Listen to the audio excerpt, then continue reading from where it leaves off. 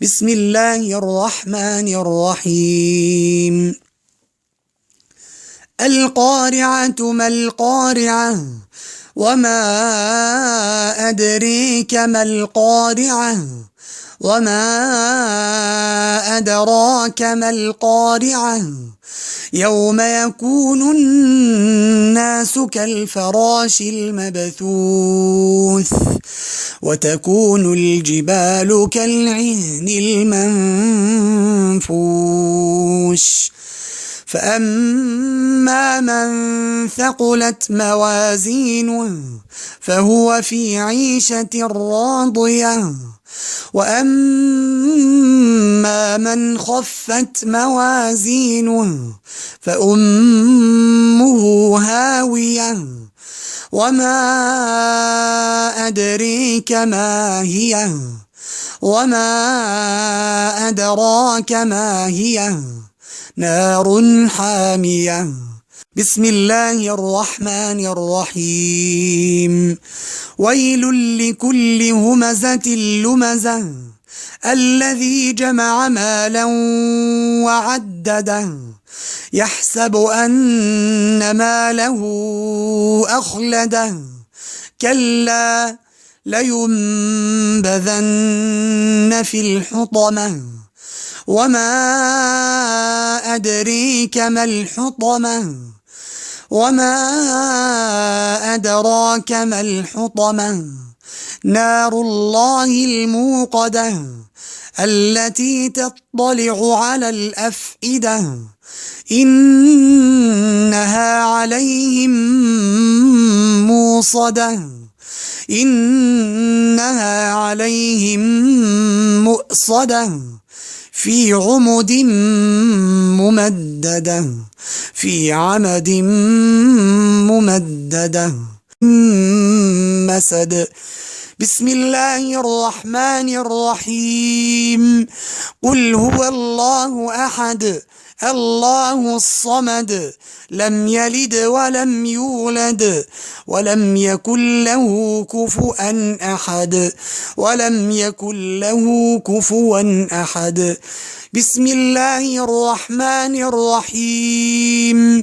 قل أعوذ برب الفلق من شر ما خلق ومن شر غاسق إذا وقب ومن شر النفاثات في العقد ومن شر حاسد إذا حسد. بسم الله الرحمن الرحيم. قل أعوذ برب الناس ملك الناس إله الناس من شر الوسواس الخناس الذي يوسوس في صدور الناس من الجنة والناس. اللهم لك الحمد اللهم لك الحمد. الحمد لله الذي بنعمته تتم الصالحات.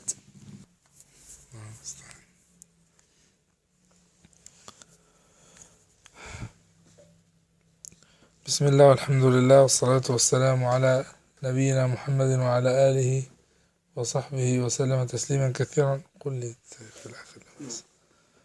أما بعد، فنحمد الله تعالى على ما أنعم به علينا من فضل ومن نعم عظيمة، حيث أنعم علينا بالإسلام وبالسنة، وأنزل إلينا وأنزل كتابه سبحانه لنتدبره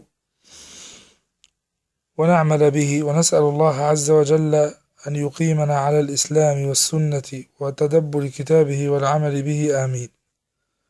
وهذا أخونا محمد ابن سالم عبد الرحمن المغيطيف، نحسبه على خير. قد قرأ علي ختمة كاملة بقراءة عاصم ابن أبي النجود الكوفي من طريق الشاطبية، وقد أجزته بذلك إجازة بشرطها المعتبر عند أهل العلم.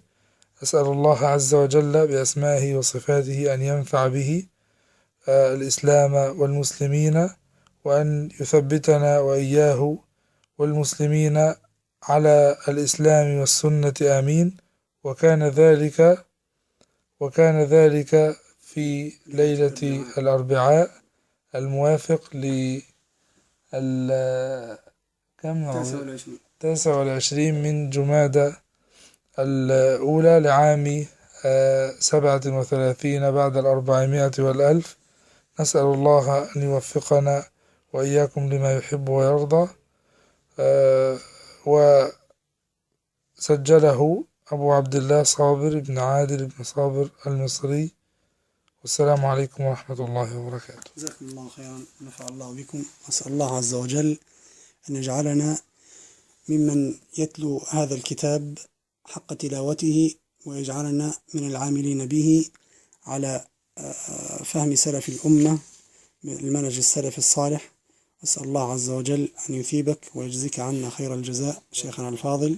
أسأل الله عز وجل أن يجعلها في ميزان الحسنات.